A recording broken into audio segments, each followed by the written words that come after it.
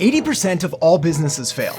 And of the 20% that succeed, most of them get stuck and are unable to break through to the next level because of a few simple mistakes they're making. Number 1 is that they don't have a clear and compelling value proposition. Number 2 is that they're wasting their time, their money, and their energy going after the wrong customers.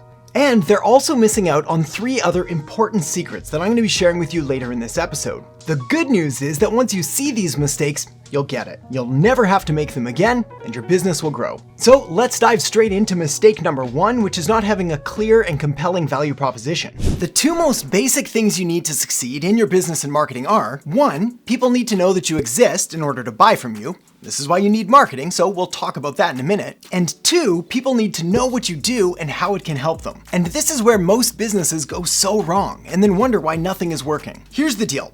A value proposition, even though it sounds like fancy pants talk, is really just business jargon for a statement that tells your customers the biggest reason why your product or service is the best choice for them. It's basically a mini marketing message that makes things real clear, real fast. You see, confused customers don't buy. And most businesses' marketing messages are trying to be way too clever and creative rather than focusing on being crystal clear. But all this does is wind up confusing people and losing you sales. Or they make the complete opposite mistake, and instead of trying to be creative, they go for the most boring and bland message you've ever heard, all in an attempt to appeal to everyone. The secret then is to walk the line right down the middle and say the following 3 things as clearly and cleanly as possible. Number 1, what you do. Number 2, who you do it for. And number 3, why they should care. Customers are always looking at a business through the lens of WIIFM, or what's in it for me. And don't expect them to figure this out on their own.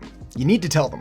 Okay, next is mistake number 2, going after everyone. The surest sign in the world that somebody doesn't have a good handle on their marketing is when they claim that their business sells to everyone, or that their ideal customers are people with money. Well, as the saying goes, if you try to appeal to everyone, you end up appealing to no one. This is because broad messages and broad targeting, by its very nature, is more bland and more boring and more ignorable. And this makes sense because when you try to go after everyone, you have to naturally water down your message and smooth out the rough edges. And by doing so, you sacrifice the opportunity to better connect with your best customers on a deeper level, all in an attempt to appease the masses. And that's a shame, because the world really doesn't need another vanilla ice cream marketing campaign.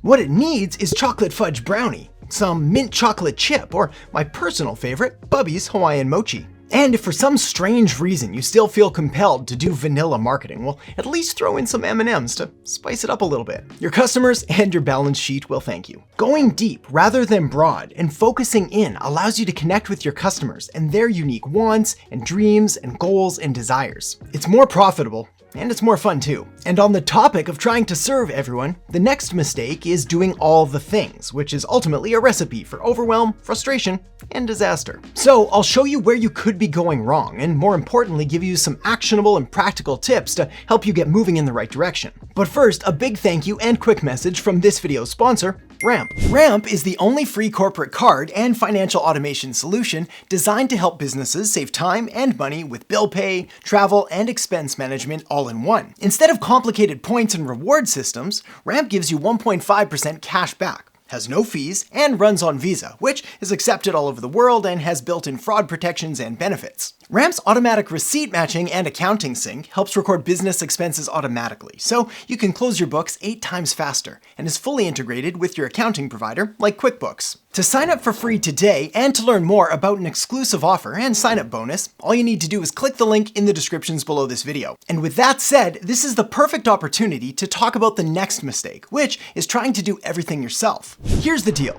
You're awesome. I know that. Because even though we may not know each other personally yet, the fact that you've decided to start a business means that you're a special kind of person, with special skills and talents and abilities and ambitions. But if left unchecked, these positive attributes can actually spell disaster later on down the road if they're relied on too heavily. At least that was my story, and I'm willing to bet it may just sound familiar. When I first started my business, I had next to no idea what I was doing, and so I hustled and grinded. Grinded it? Anyway, I worked my face off and eventually became really good at what I was doing. So good that my business was growing, my services were in demand, and things were looking up. But not too long after that, I found that I was completely out of time and unable to do anything else or take on any new work. I was truly busy, not pretend busy as I used to be, like where I still had time to scroll through social media or binge watch Netflix in the middle of the day, but like actual busy, where I barely had any time to sleep and had started to neglect my health and my friends and my family. Basically, things needed to change. So I did what I was told to do and hired some help. Unfortunately, I also had a hard time letting go, and so in the beginning, I ended up just micromanaging everyone or doing it myself. Unsurprisingly, this left me with even less time and less money because I had to pay people too. Fortunately, after enough other smart people stepped in and told me that what I was doing just wasn't working and was kind of dumb and very inefficient, well, I fixed things. And this is the process that I use to help free up a ton of my time, increase my output by 10 times at least,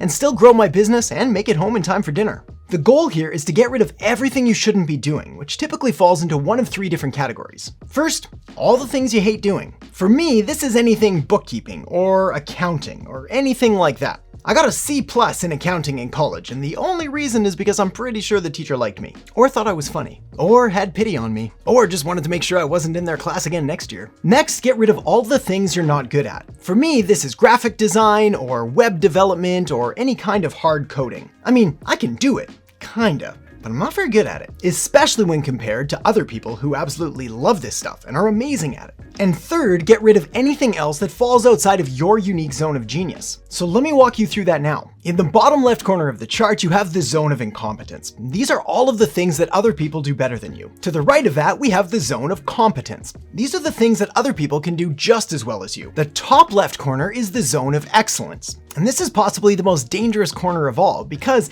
it's here that you do things really well. So this is where other people want you to stay because you can probably make a pretty good living doing it. But if you move over to the top right, the zone of genius, this is where the magic and the money is. These are the set of activities that are uniquely suited to you, and they involve the best of your skills and of your talents and of all of your experiences. And this is where you want to spend the bulk of your time. Okay, so that's inside the business. Next, we've got to take a look at probably one of the biggest myths in all of marketing, which is this myth that you need to be everywhere and you need to do everything. And this is why mistake number 4 is trying to be everywhere. The biggest problem with marketing today is that it's overwhelming. So many new platforms and channels and tactics to try, and everybody screaming at you that their way is the best way, if not the only way. But the reality is that you don't need to be everywhere, and you don't need to do everything. You just need to be present and active on the few places that your ideal customers are. And you can pretty much safely ignore everything else. So, where are your customers and what kinds of social media platforms do they use on a regular basis? If you already know the answer to this question, that's awesome, but don't skip ahead just yet, because there's still a few things here that might help make it even better.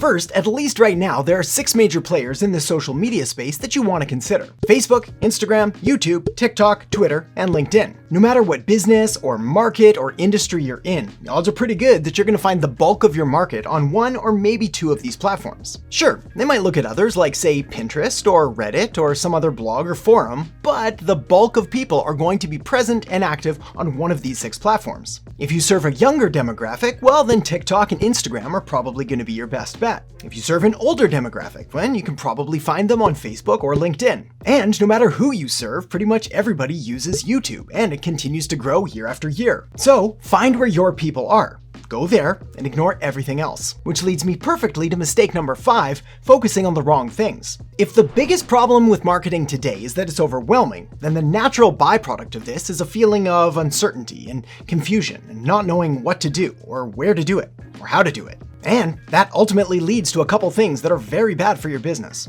First is what I call random acts of marketing. And this is marketing just for the sake of marketing, with no clear rhyme or reason behind what you're doing or where you're doing it or why you're doing it or what you're hoping to get out of it. And when this happens, it leads pretty naturally to the next thing, which is marketing for vanity metrics. Vanity metrics are doing things to try to get more likes, or more comments, or more shares. And while they may look good and make you feel good, they do nothing to grow your business, because you can't feed your kids with likes. Fortunately, there is a solution, which is creating a marketing strategy and a plan for your business. So to help you do that, I've linked up a video right here on how to create a marketing strategy. So make sure to check it out now, and I'll see you in the next video. The Find filter is the first filter I want to introduce you to.